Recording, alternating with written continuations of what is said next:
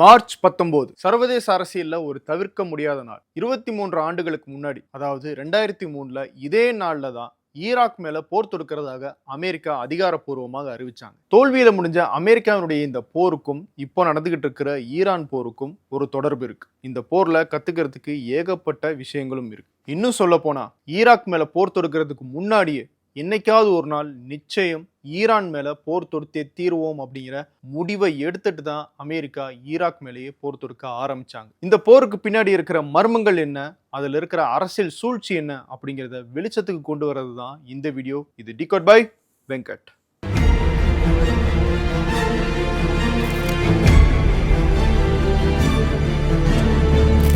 அன்றும் இன்றும் என்றும் தரம் என்றாலே சக்தி மசாலா. இது மக்களின் 49 ஆண்டு கால நம்பிக்கை. சிக்கனமாய் போட்டாலும் சிறப்பாக இருக்கும்.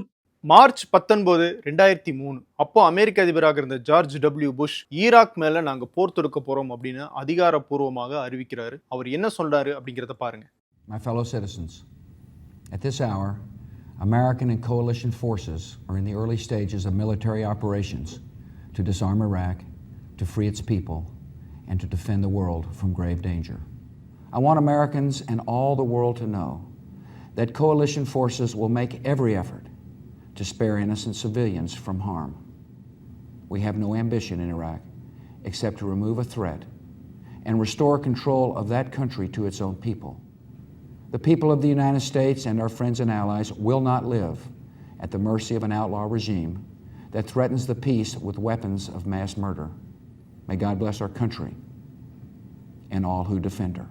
இந்த போரை தொடங்குறதுக்கான நோக்கம்னு ஜார்ஜ் டபிள்யூ புஷ் சொல்றது என்ன? தி வெப்பன்ஸ் ஆஃப் மாஸ் டிஸ்ட்ரக்ஷன் இருக்கு. அந்த ஆயுதங்களை ஒழிப்பது, ஈராக் மக்களை ஒடுக்குமுறையிலிருந்து விடுவிப்பது, ஈராக்கால அமெரிக்காவுக்கும் உலகத்துக்கும் ஏற்பட்டிருக்கிற அபாயத்தை, அச்சுறுத்தலை நீக்குவது, ஈராக்கில் உள்ள ஆட்சியை நீக்கியதுக்கு பிறகு அரசாங்கத்தின் கண்ட்ரோலை ஈராக் மக்களிடம் கொடுப்பது. இந்த போரில் பொதுமக்கள் கொல்லப்பட மாட்டார்கள், அவர்கள் இலக்கும் அல்ல. God bless America. அமெரிக்கா இந்த போரை தனியா தொடங்கல. பிரிட்டன் உட்பட கிட்டத்தட்ட 35 நாடுகளோட சேர்ந்து தான் இந்த போரை தொடங்கினாங்க. இந்த போர்ல அமெரிக்காவுக்கு அடுத்து முக்கிய பங்காற்றியது பிரிட்டன். அந்த நாட்டினுடைய அப்போதைய பிரதமர் டோனி பிளேர். அவர் இந்த போரை ஏன் தொடங்கணும் அப்படின்னு சொல்ற காரணத்தை கேளுங்க.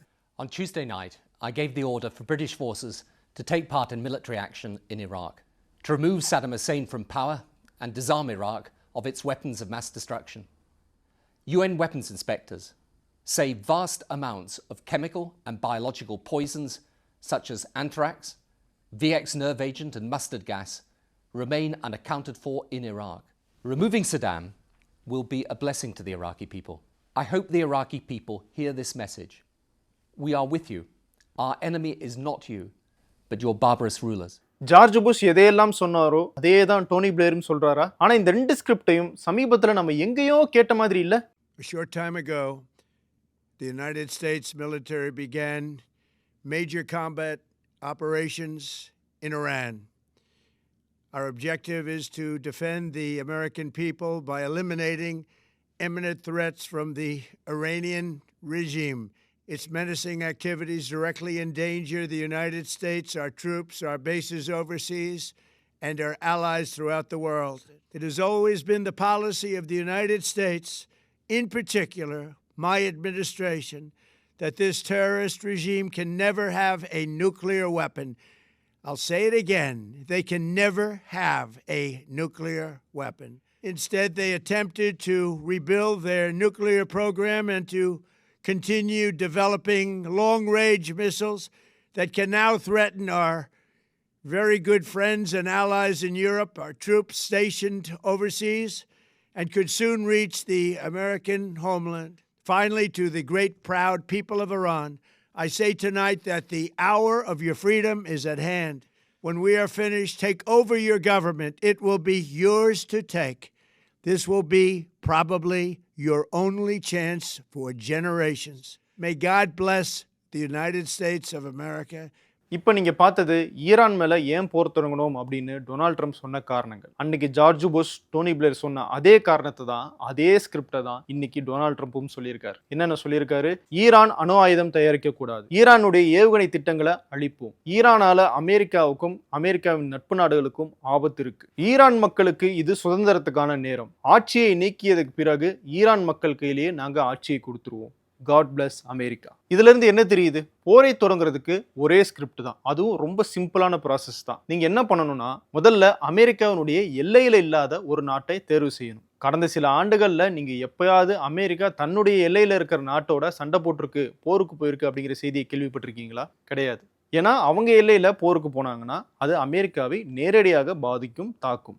இதுவே அவங்களுடைய எல்லையில் இல்லாத ஒரு நாட்டை சூஸ் பண்ணி போருக்கு போனாங்க அப்படின்னா அதனால நேரடியாக எந்த பாதிப்பும் இருக்காது, பொருளாதார பாதிப்பு மட்டும்தான் இருக்கும். அதையும் சமாளிச்சிடலாம் அப்படிங்கிறது தான் அமெரிக்காவுடைய திட்டம். ஓகே, ரெண்டாவது ஸ்டெப், அப்படி நீங்க தேர்வு செய்யற நாட்டுல நிச்சயம் எண்ணெய் வளம் இருக்கணும். மூணாவது, அந்த நாட்டில் இருக்கிற மக்கள் எல்லாம் அரசாங்கத்தால ஒடுக்குமுறைக்கு ஆளாகிறாங்கன்னு சொல்லணும். நான்காவது, அந்த நாடு அணு ஆயுதம் அல்லது வெப்பன்ஸ் ஆஃப் மாஸ் டிஸ்ட்ரக்ஷன்ஸ், அதாவது மனிதர்களுக்கு பேரழிவை ஏற்படுத்துற ஆயுதங்கள் வச்சிருக்கிறதாக சொல்லணும். அஞ்சாவது, அந்த நாடால அமெரிக்காவுக்கும் உலகத்துக்கும் உடனடி ஆபத்து இருக்கு அப்படின்னு சொல்லணும். ஆறாவது, அமெரிக்காவால தான் அந்த ஆபத்தை தடுக்க முடியும்னு சொல்லணும். நீங்க நல்லா பாத்தீங்கன்னா ஜார்ஜ் புஷ் தொடங்கி ட்ரம்ப் வரைக்கும் அமெரிக்கா தொடங்கிய போர்கள் எல்லாம் இந்த ஸ்டெப்ஸை ஃபாலோ பண்ணி தான் தொடங்கப்பட்டிருக்கு. சரி, அமெரிக்கா இந்த போரை தொடங்கினதுக்கான மிக முக்கியமான காரணங்கள் என்ன? ரெண்டு முக்கியமான காரணங்கள் இருக்கு. ஒன்னு, அல் கொய்தாவுக்கு ஈராக் இடம் கொடுக்குது அப்படிங்கிறது முதல் காரணம். ரெண்டாவது, ஈராக் கிட்ட வெப்பன்ஸ் ஆஃப் மாஸ் டிஸ்ட்ரக்ஷன், அதாவது பேரழிவை ஏற்படுத்துற ஆயுதங்கள் இருக்கு, இதை அழிக்கணும். இந்த இரண்டு தான் மிக முக்கியமான அப்ஜெக்டிவாக இந்த போர்ல அமெரிக்காவுக்கு இருந்துச்சு. ஆனா அமெரிக்கா சொன்ன அந்த இரண்டு காரணங்களுமே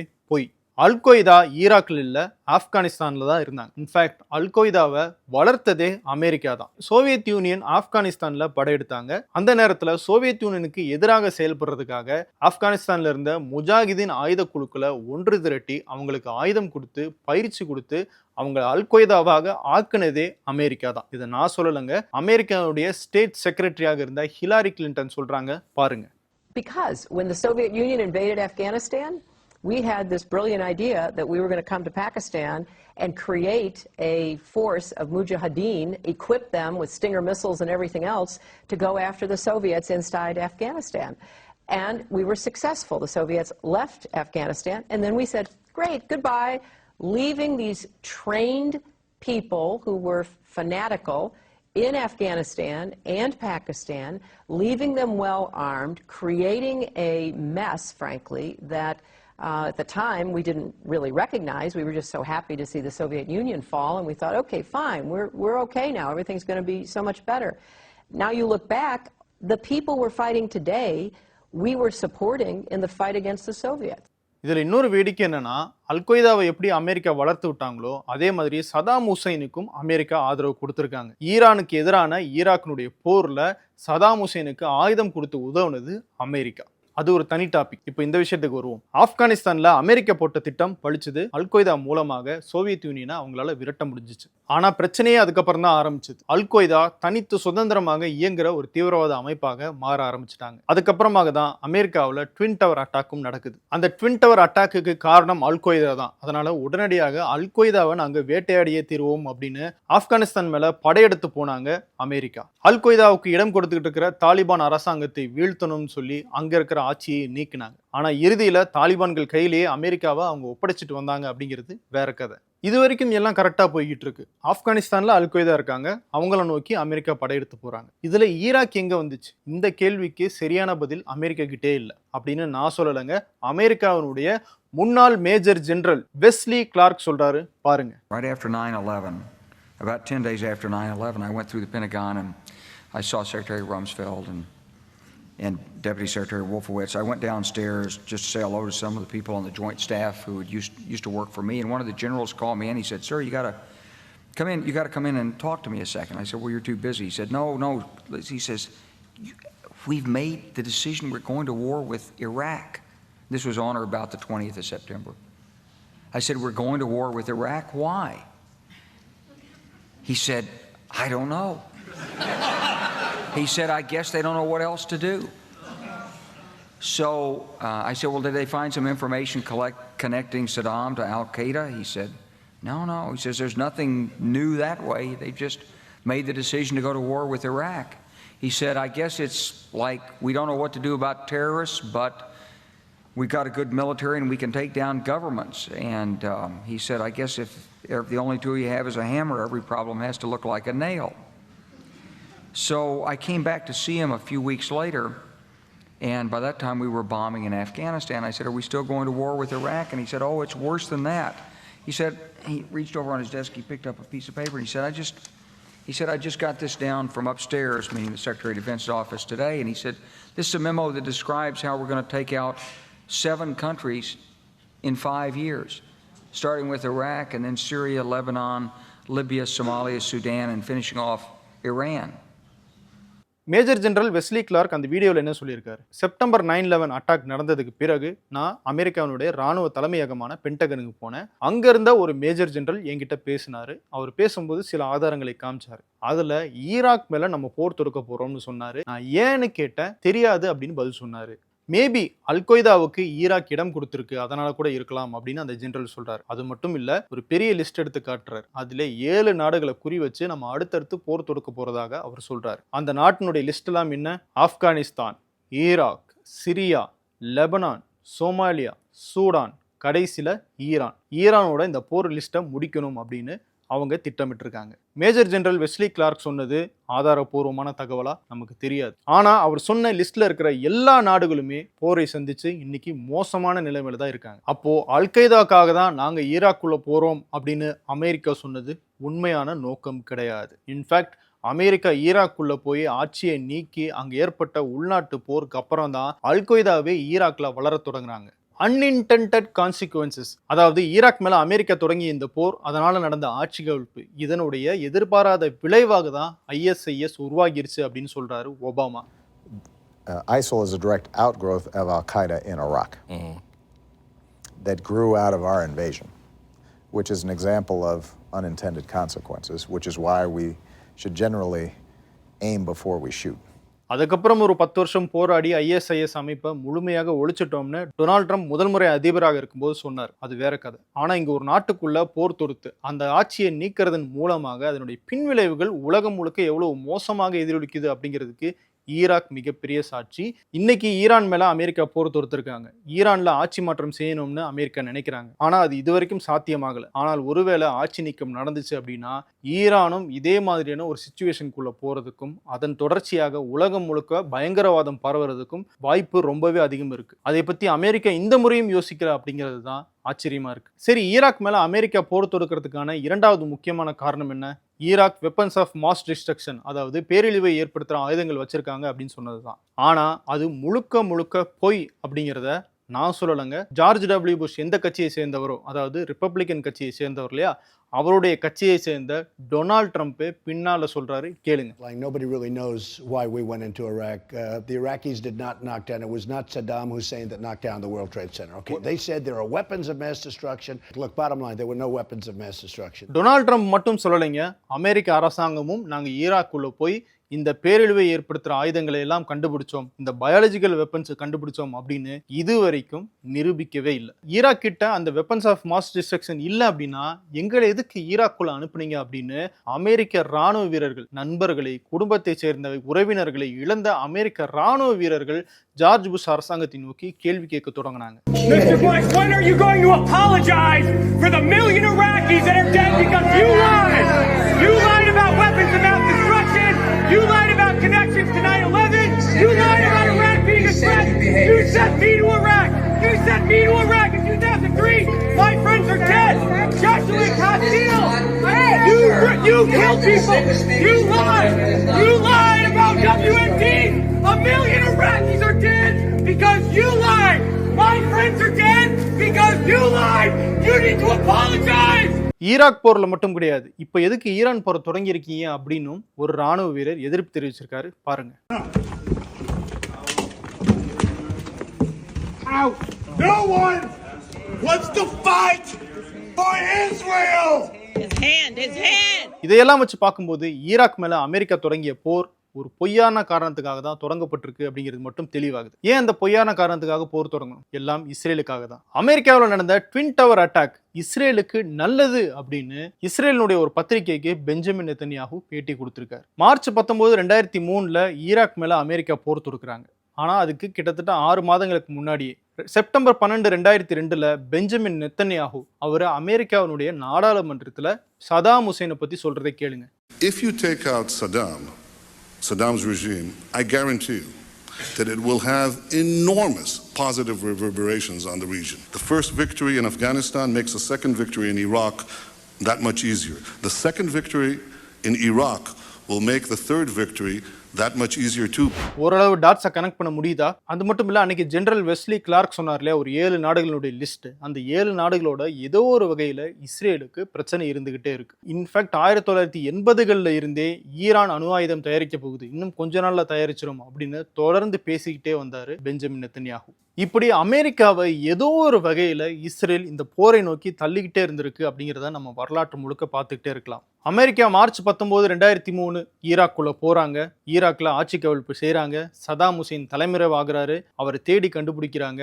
தாடியும் பழைய ட்ரெஸ்ஸுமாக பிச்சைக்காரன் போல தோற்றமளிக்கிறாரு சதாம் ஹுசேன். 1980களில் உள்நாட்டில் நடந்த அரசு ஒடுக்குமுறைக்கு எதிராக அவர் மேல வழக்கு பதியப்படுது. அந்த வழக்குல அவருக்கு தூக்கு தண்டனையும் கொடுக்குறாங்க. சரி, இந்த போரினுடைய விளைவு என்ன? கிட்டத்தட்ட 5 லட்சம் ஈராக் மக்கள் கொல்லப்பட்டாங்க. ஈராக்ல நிறைய தீவிரவாத ஆயுத குழுக்கள் உருவானாங்க. பொருளாதாரம் படுமோசமாச்சு.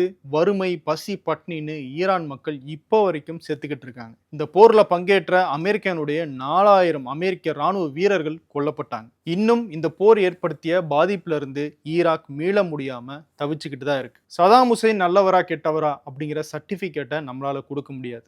ஆனா ஒண்ணு மட்டும் நம்ம தெளிவாக சொல்லலாம், இந்த போரை தொடங்கினதன் மூலமாக சதாம் ஹுசேன் என்ன பாதிப்பை ஏற்படுத்தி இருப்பாரோ அதை விட மிக மோசமான பாதிப்பை ஈராக் மக்கள் மேல அமெரிக்கா ஏற்படுத்தினாங்க அப்படிங்கிறது தான் நிதர்சனமான உண்மை. ஈராக் மேல இந்த போரை தொடங்கினதுக்கான அந்த முடிவை எடுத்ததுக்காக பிரிட்டனுடைய பிரதமர் டோனி பிளேர் 2016ல மன்னிப்பு கேட்கிறாரு. அதை நீங்க பாருங்க. The intelligence assessments made at the time of going to war turned out to be wrong.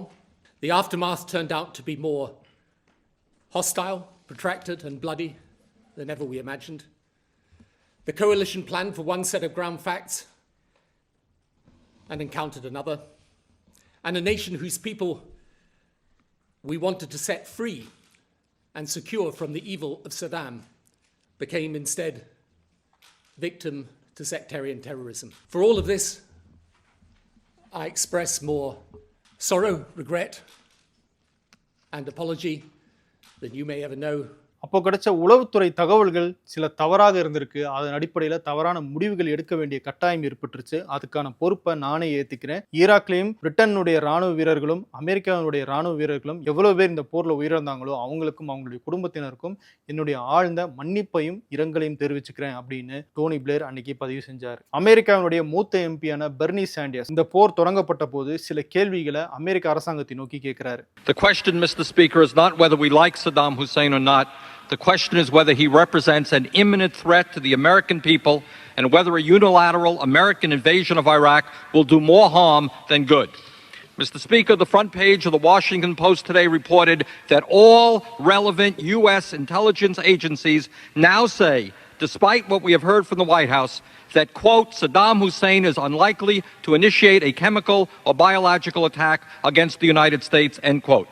ஈராக்கால அமெரிக்காவுக்கு உடனடியான அச்சுறுத்தல் இருக்கா? அப்படி இல்லைன்னா எதுக்காக இந்த போரை தொடங்குறீங்க? அன்னைக்கு அமெரிக்கனுடைய எம்பி பெர்னி சாண்டர்ஸ் கேட்டார். அவர் இன்னைக்கு ஈரான் மேல அமெரிக்கா போர் தொடுக்கும் போதும் அதே கேள்வியை தான் திரும்பவும் கேட்கிறார். பெர்னி சாண்டர்ஸ் மட்டும் கிடையாது, அமெரிக்காவுடைய கவுண்டர் டெரரிசம் டிபார்ட்மெண்ட்டினுடைய தேசிய இயக்குநராக இருந்த ஜோசப் கென்ட் அவர் தன்னுடைய பதவியை ராஜினாமா பண்ணி ஈரானால அமெரிக்காவுக்கு உடனடி ஆபத்து எதுவுமே இல்லை, இந்த போர் இஸ்ரேலினுடைய பொய்யால் அமெரிக்காவினுடைய அதிபர் டொனால்ட் ட்ரம்பை ஏமாற்றி அமெரிக்காவை இந்த போரை மேற்கொள்ள செஞ்சிருக்காங்க அப்படின்னு காரணத்தை சொல்லியே அவர் 2 நாட்களுக்கு முன்னாடி பதவியை ராஜினாமா பண்ணார். அவர் மட்டும் இல்ல, அமெரிக்காவுடைய உளவுத்துறையின் தேசிய தலைவர் துளசி கபாட் அவங்க சில விஷயங்களை சொல்லியிருக்காங்க. அதுலயும் டொனால்ட் ட்ரம்பினுடைய முகமூடி கிழிஞ்சிருக்கு. அவங்க என்ன சொல்றாங்க அப்படிங்கறத பாருங்க. So the assessment of the intelligence community is that Iran's nuclear enrichment program was obliterated by last summer's airstrikes. Yes.